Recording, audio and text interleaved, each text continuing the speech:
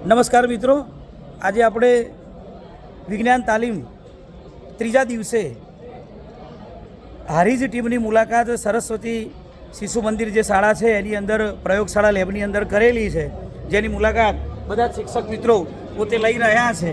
તો એમની વિઝિટની આજુ તો દરેક શિક્ષક મિત્રો, શેઠાજી તમે શું કરી રહ્યા છો? પવનચક્કી દ્વારા કેવી રીતે ઉર્જા ઉત્પન્ન થાય એનું અવલોકન કરી રહ્યા છે.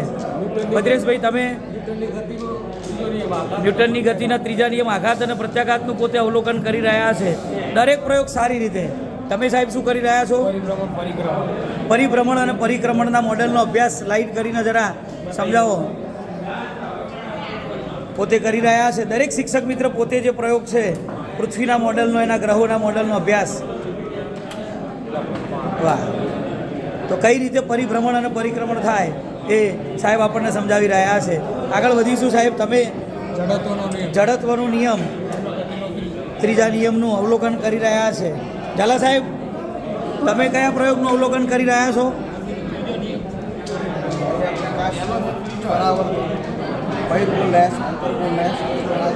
બહિર્ગોળ લેન્સ અને અંતર્ગોળ લેન્સના પ્રતિબિંબનો અભ્યાસ કરી રહ્યા છે. દાખલા તરીકે એક લાઈવ ડેમો અને સ્વિચ ચાલુ કરી અને આપણને બતાવશે. હા, બહિર્ગોળ લેન્સ વડે કઈ રીતે હા પ્રતિબિંબ દેખાશે. હા, તો એના પ્રતિબિંબનો અભ્યાસ ઝાલા સાહેબ કરી રહ્યા છે. સરસ, વેરી ગુડ. ચલો ત્યાંથી આગળ વધીશું આપણે. સુભાષભાઈ સાહેબ તમે શેનું અવલોકન કરી રહ્યા છો? સ્થિતિ ઉર્જા.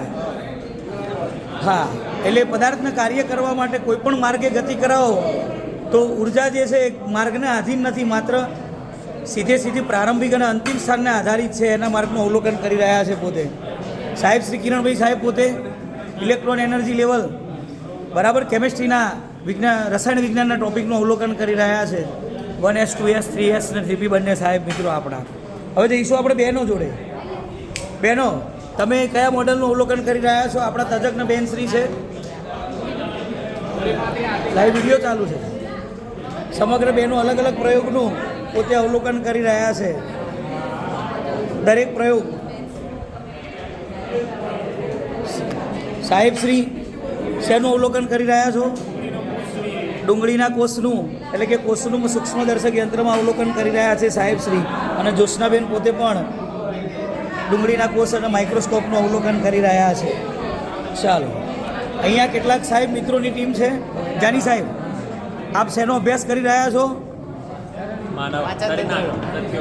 શરીરના અંગો, માનવ અંગોનું જે મોડલ છે, પાચન તંત્ર, રુધિરાભિસરણ તંત્ર અને ઉત્સર્જન તંત્ર, ફેફસા વગેરેનો અભ્યાસ એ આપણી જોડે કરી રહ્યા છે. મિત્રો આજે જે ટીમ છે એ ખરા અર્થમાં કઈ રીતે સાયન્સના પ્રયોગોની સારી એવી લેબ અહીંયા કંકાલ તંત્રથી માંડી અને દરેકનો એક સુંદર અભ્યાસ અહીંયા આ લેબની અંદર આજે ચાલી રહ્યો છે.